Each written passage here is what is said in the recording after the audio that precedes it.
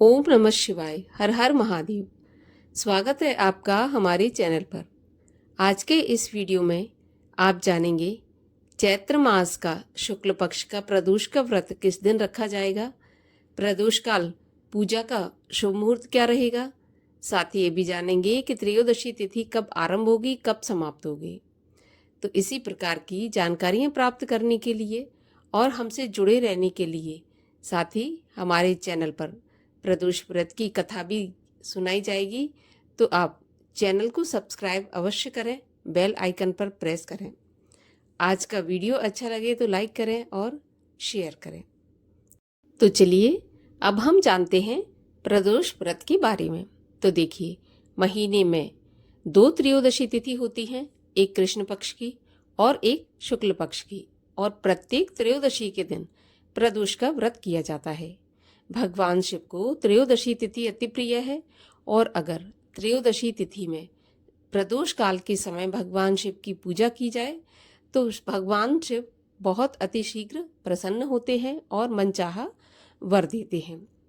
प्रदोष काल में भगवान शिव का पूजन अर्चन करने से मन की सारी कामनाएं पूरी होती हैं। प्रदोष का व्रत अलग अलग दिन के हिसाब से अलग अलग फलदायी होता है। जैसे सोमवार को सोम प्रदोष होता है, मंगल को मंगल प्रदोष।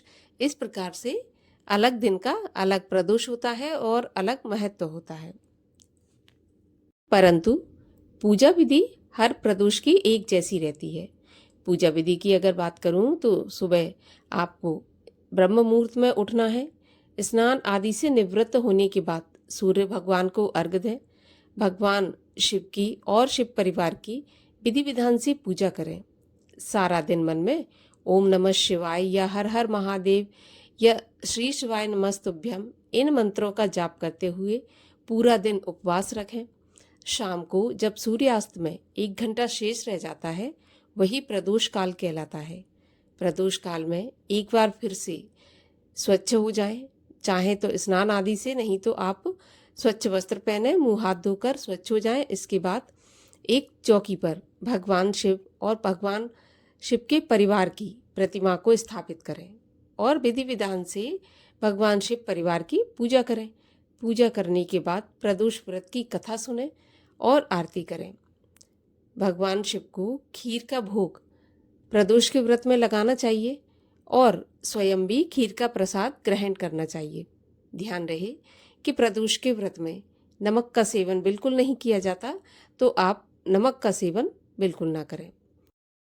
इसके अलावा व्रत के दौरान ना तो किसी की चुगली करनी चाहिए, ना झूठ बोलना चाहिए, ना किसी की बुराई करना चाहिए। जितना हो सके भगवत नाम का स्मरण और शांतिपूर्वक व्रत का दिन बिताना चाहिए। इस प्रकार से अपने व्रत का पालन करें।